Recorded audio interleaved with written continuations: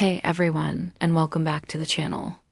Today, we re-diving deep into a crucial and often overlooked part of American history, the story of the continent's first inhabitants and the profound changes that came with European arrival.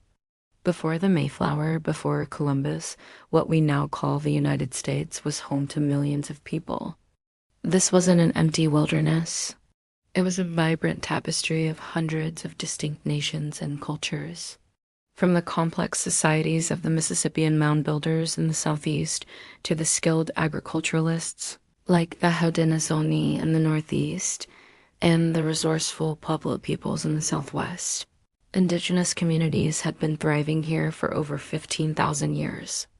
They had sophisticated systems of governance, extensive trade networks that crisscrossed the continent, and deep spiritual connections to the land they inhabited. They were astronomers, architects, artists, and farmers who had domesticated vital crops like corn, beans, and squash. When the first British settlers arrived in the early 1600s, they weren't stepping into a vacant land. They were stepping into a world already rich with history and people. Initially, survival for these newcomers often depended on the knowledge and generosity of indigenous peoples. You've probably heard the story of Tisquantum or Squanto, who famously helped the Pilgrims at Plymouth. This kind of interaction, where Native Americans shared agricultural techniques and knowledge of the local environment, was common in the early years. Trade relationships were established, and for a brief moment, a fragile coexistence seemed possible, though it was often built on a foundation of misunderstanding. But the dynamic quickly began to shift. The British colonists brought with them concepts that were completely foreign to most Native American cultures, particularly the idea of private land ownership. For indigenous peoples, land wasn't a commodity to be bought and sold. It was a shared resource, a spiritual entity, and the very basis of their identity and way of life. The European drive to claim, fence, and exclusively own plots of land was a direct threat to this worldview.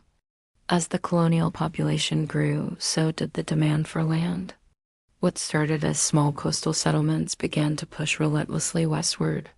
This expansion wasn't a peaceful negotiation. It was a process marked by broken treaties, conflict, and forced displacement. The British, and later the American government, signed hundreds of treaties with native nations, often recognizing their sovereignty and land rights.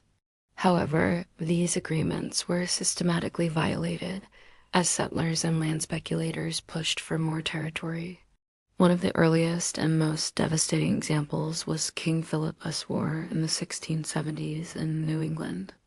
Led by the Wampanoag leader Metacomet, known to the English as King Philip, it was a desperate, bloody attempt to push back against colonial encroachment. Though the colonists ultimately won, the war was catastrophic for both sides and shattered any remaining illusions of peaceful coexistence in the region. This pattern of conflict and dispossession continued and intensified. Beyond outright warfare, the colonists brought unseen devastators, diseases like smallpox and measles. Lacking immunity, indigenous populations were decimated, with some communities losing up to 90% of their people. This catastrophic loss of life not only caused immense suffering, but also severely weakened their ability to resist colonial expansion. The land that settlers saw as empty was often empty only because its original inhabitants had been wiped out by epidemics. The story of the seizure of native lands is not just a footnote in history. It's a foundational element of the United States.